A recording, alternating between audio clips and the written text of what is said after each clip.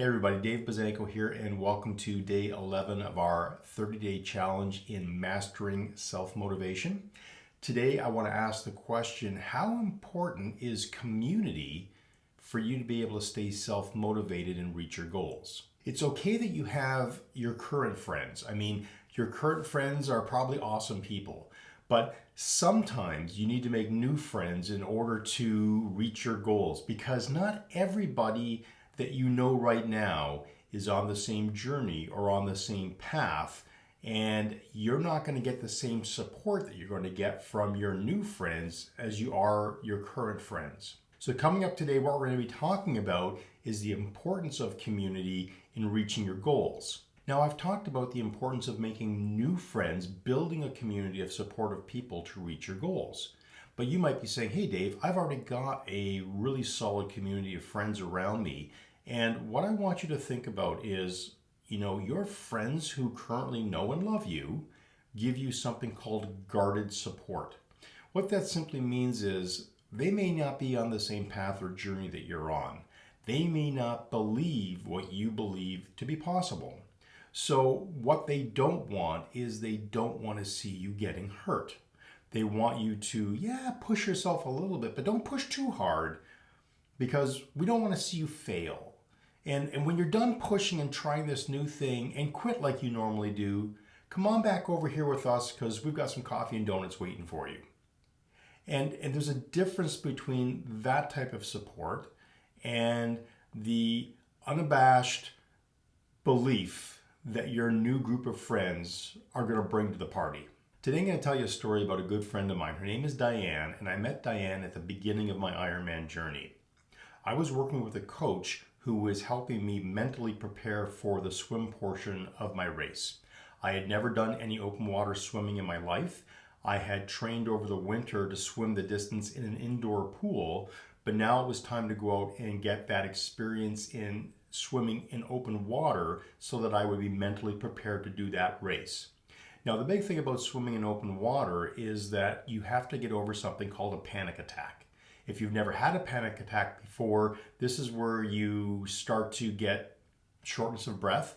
You can't function the way that you normally do. You have to learn how to calm yourself down. And the thing about open water swimming is that you never know what you're going to see in the water. I've seen water snakes, fish, all kinds of nastiness in the water. I've swam through flood debris after a rainstorm. And I can tell you, all of those experiences, as difficult as they were all deposits in the pain bank in my brain that taught me how to push through adversity when I came across it. So Diane was one of the first people that I met swimming. Now, she wasn't the very first person that I met swimming. On my very first swim day, and I used to train in the canal that connects Lake Erie to Lake Ontario. It was one of the first Welland canals that's now a recreational waterway. So it used to be a shipping lane, and now it's just this recreational waterway that rowers and swimmers and recreational people who do things in the water use. It's quite nice, actually, but you still see things like snakes, fish, and stuff in the weeds, and it's sometimes really just disconcerting. But on my first time in the water, I remember Chris had set me up with one of his swimming buddies to go out and do an open water swim. And even though I could swim 2 kilometers, because I was training for a half Ironman distance, I could easily swim 2 kilometers in a pool. When I got into the open water, I immediately started having panic attacks, because this wasn't a clean pool. This was a naturally open body of water. There was stuff in the water, and it freaked me out. And I remember only being able to take, I could take one stroke and I'd have a panic attack. Take another stroke, have a panic attack. I couldn't put 2 strokes together. And I had to learn to roll over on my back in my wetsuit and just calm myself down, breathe, roll over, take another couple of strokes, breathe. And I remember that the partner that Chris had set me up with, my trainer, she was really like, this guy needs to learn how to swim before he comes out here, Chris. What are you doing? Are you trying to kill this guy? And I got really super frustrated with that response. And Chris said to me, okay, Dave, you know what? There's another group of people, not as strong a swimmer as this person, but there's another group of people who come out here regularly on Tuesdays and Thursdays. And this is where they meet over here. Try to join up with that group. Maybe you'll find somebody who's closer to your swimming ability. Well, When I met that group for the first time, there were about 6 or 7 people there, all super fantastic people, all super supportive people. But there was one girl in particular, her name was Diane, and she was a few years older than me. She was a multiple Ironman finisher, but she swam at the same speed as me. And I needed that because all the other guys that were there swimming were killing it. They were swimming 2 or 3 times faster than me. And I think I would have been so discouraged if I felt like I was just going to get left behind or stuck in this group. I probably wouldn't have continued. But Diane was my rock. Diane was the one person who I knew that, she was going to push me. She was better than me, but I knew that I could keep up with her if I kept improving. And so she became my swim buddy. The other group of people, for the years that we swam together, they would always, we'd all take off at the same time, but we always agreed that we would meet at the dock on the way back. And they would usually be, 5-10 minutes ahead of us if we were doing a 4K swim. Back at the dock, dried off. But the thing was, we waited for each other to make sure everybody was okay.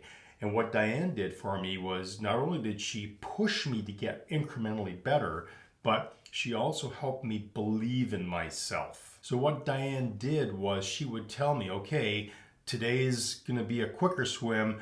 I know you can keep up with me. Just get on my feet and get going. Diane had that ability to keep me accountable to myself, not to her, but she believed in me way before I ever believed in myself.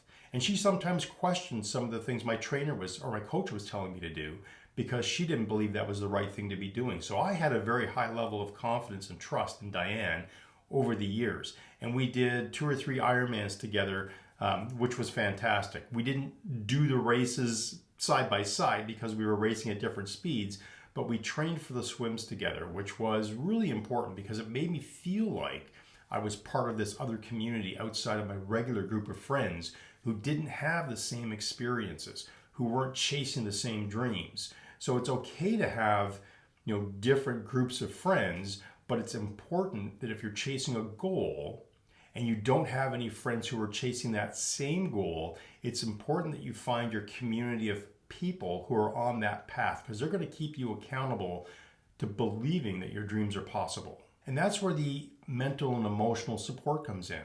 Because without that mental and emotional support, it's so easy to quit. It's so easy to feel like, what was I thinking? What was I doing? Why am I doing this?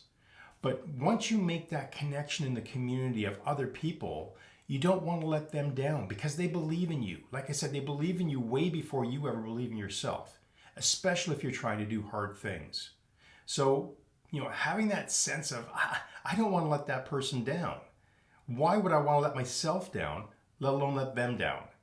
And it's that mindset that keeps you going even when it's hard. And hard might just be, I've got to drive 25 minutes to get from my home to where that open water swim is happening, do the swim, and then drive back.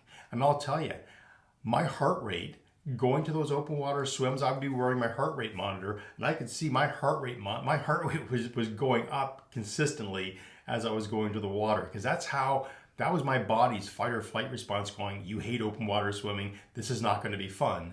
But then every single time I got out of the water and I would drive home, I would feel like $1,000,000. And I remember this one day, there was a gentleman standing on the dock. He was probably my age, maybe a little bit older. And he saw us all come out of the water and he was just standing there going, how far did you guys just swim? And I said, yeah, we just did 4 kilometers. How did you do that? I can't believe anybody would do that.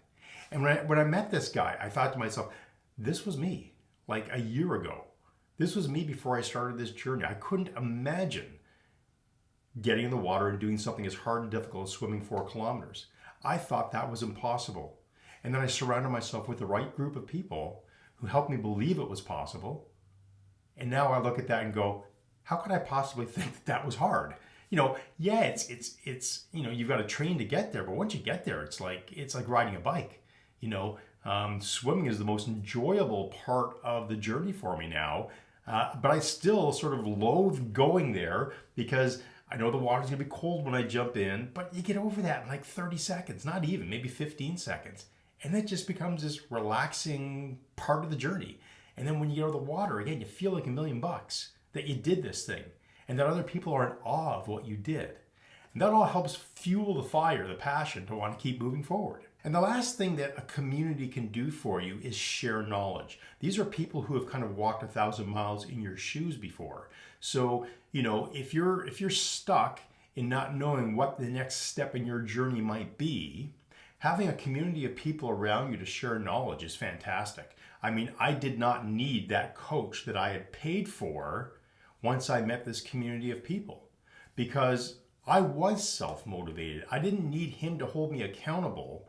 And by this point, I had read my book, The Triathlete's Bible, and I understood what I had to do. I understood the methodology behind getting from point A to point B to the starting line and then the finish line. And then now I had this group of other Ironman triathletes around me who were training for the same race, same races that I was doing.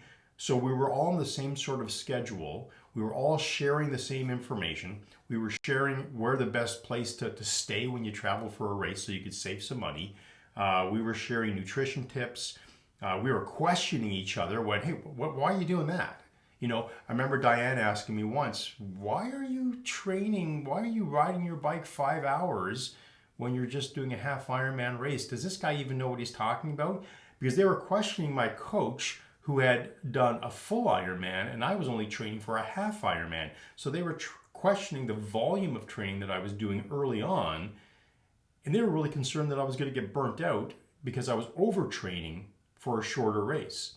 So, to recap, the importance of community here is that accountability drives progress. Your community is going to give you encouragement and emotional support, and you're going to get access to knowledge and shared resources. All of these things are key for you to stay self-motivated, to keep moving forward, to keep taking that next step towards reaching your goal. Now, if you are chasing a big goal, I would love to hear about it in the comments. If you like what we're talking about here, give me a thumbs up.